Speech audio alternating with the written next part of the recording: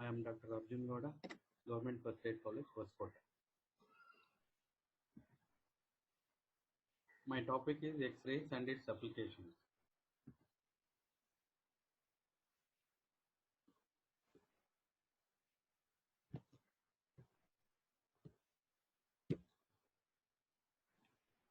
Introduction.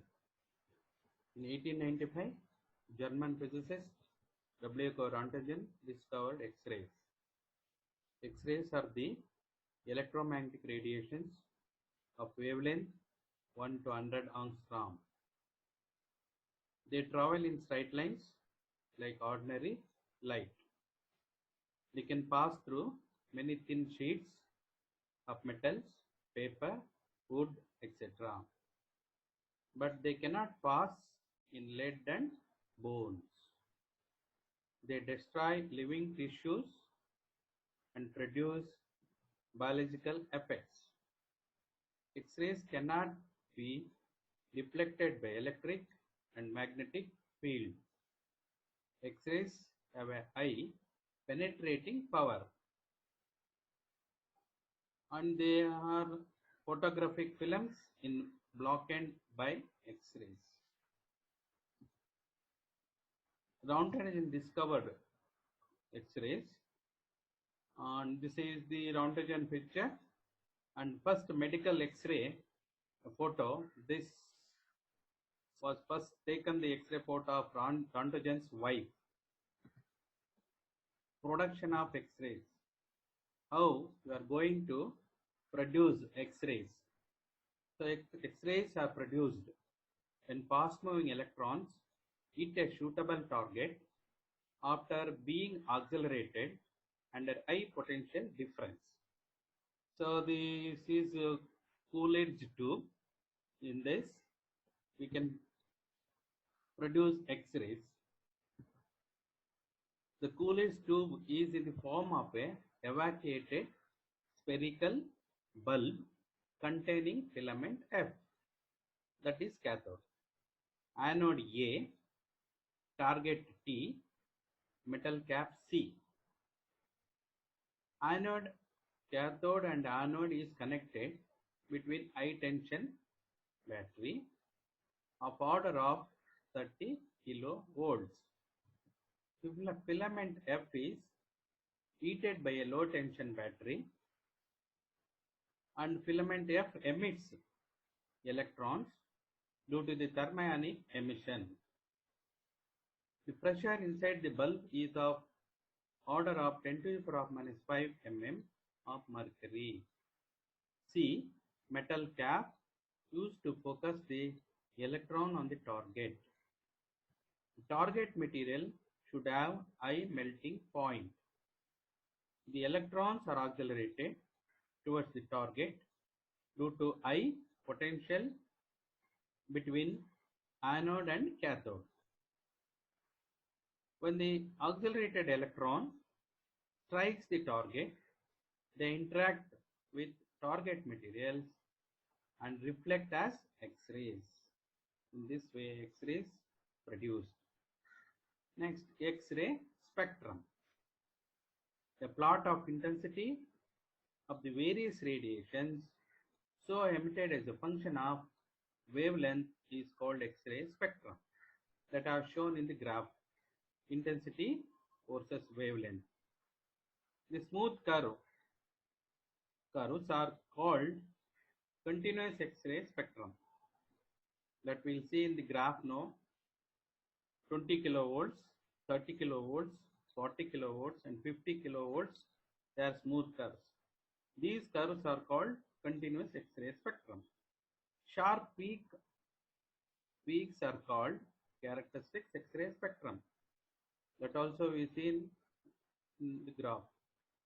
The spectrum is continuous with a well-defined cutoff wavelength on lower wavelength side at lambda minimum.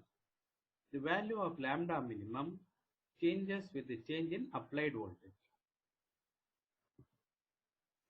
X-ray spectrum. Continuous and characteristic X-ray spectrum. During the collision of electrons with the target, most of the electrons lose their kinetic energy as heat. But under certain conditions, kinetic energy of some of the electrons will be converted into electromagnetic radiations. Finally, results in continuous and characteristic X-ray spectrum. Continuous X-rays. The continuous X-ray spectrum, the diagram is as shown.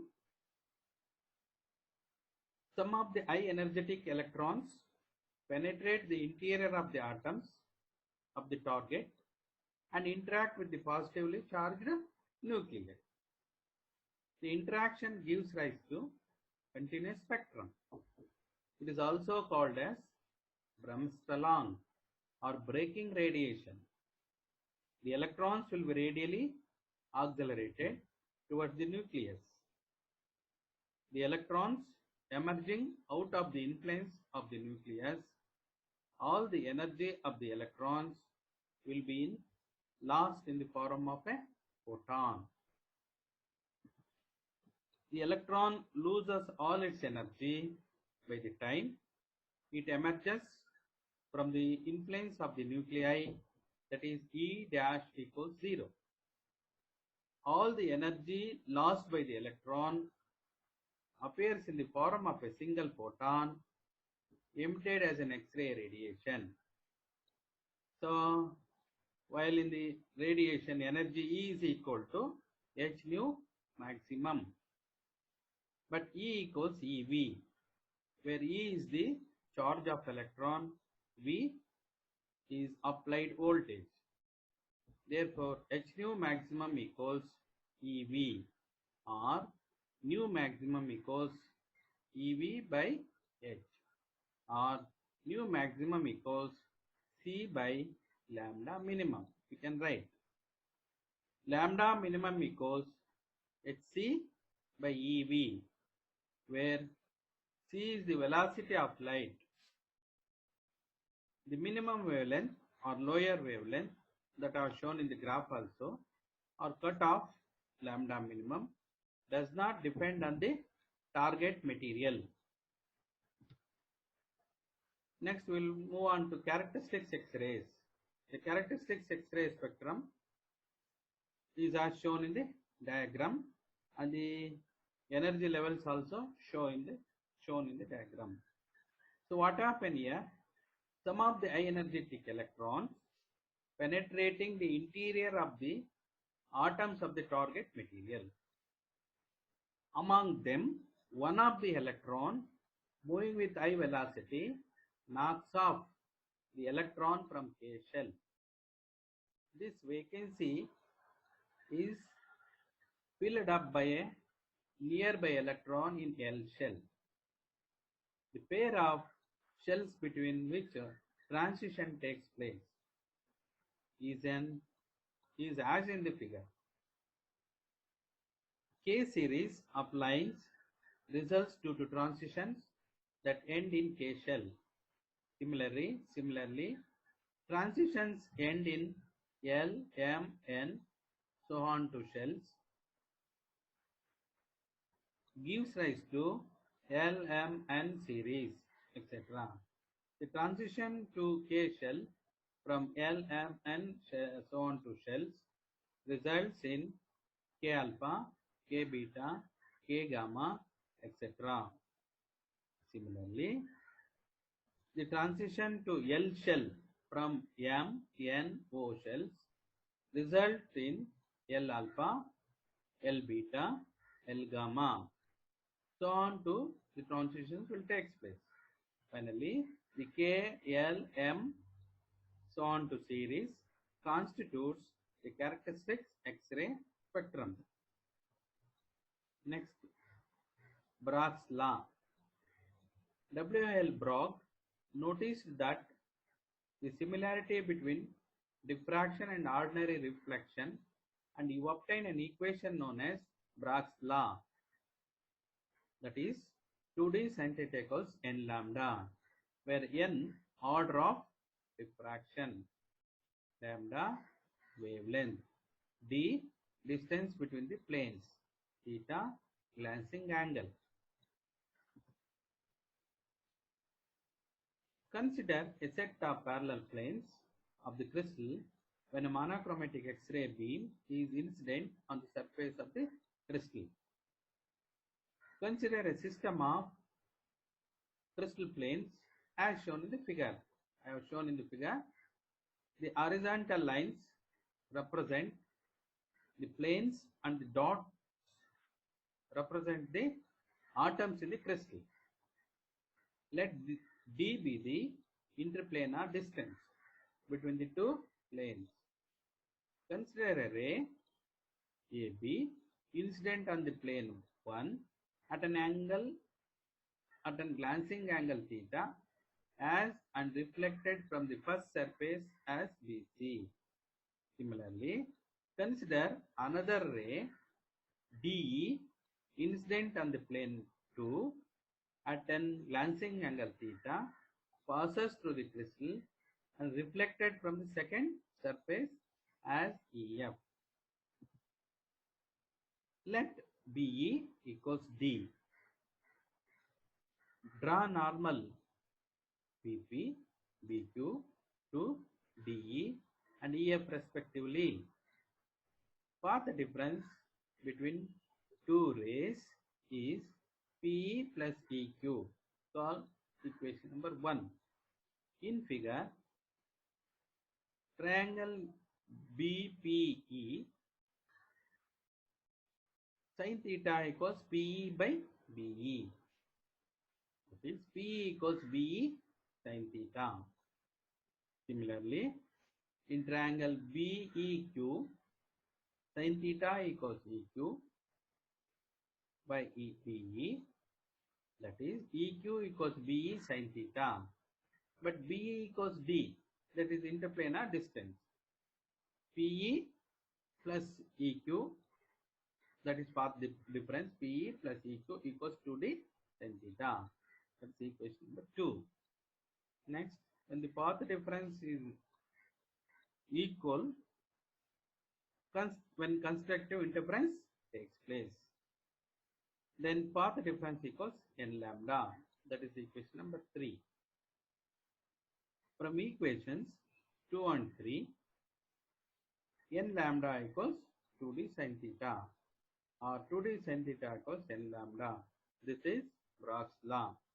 Here D, distance between the planes, theta glancing angle, lambda wavelength that we are going to use it for the X diffraction. N is order of diffraction. Next, we'll go to applications of X-rays.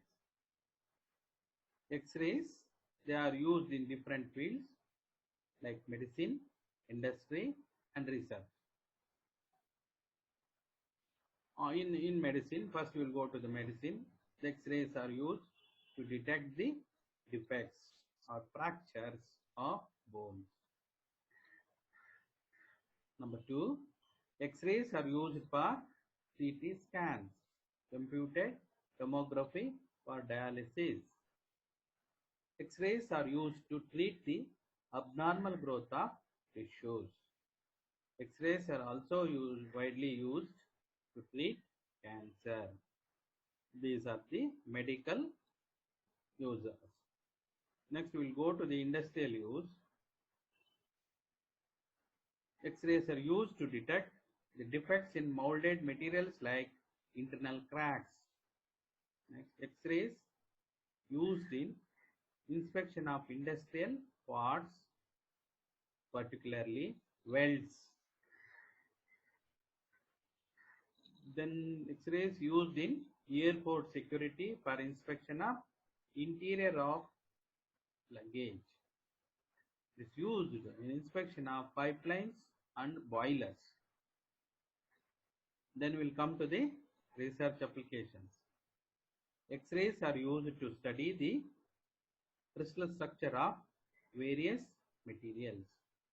X-rays are used to study the complex structure of organic molecules. X-rays are used to determine the structure of genes.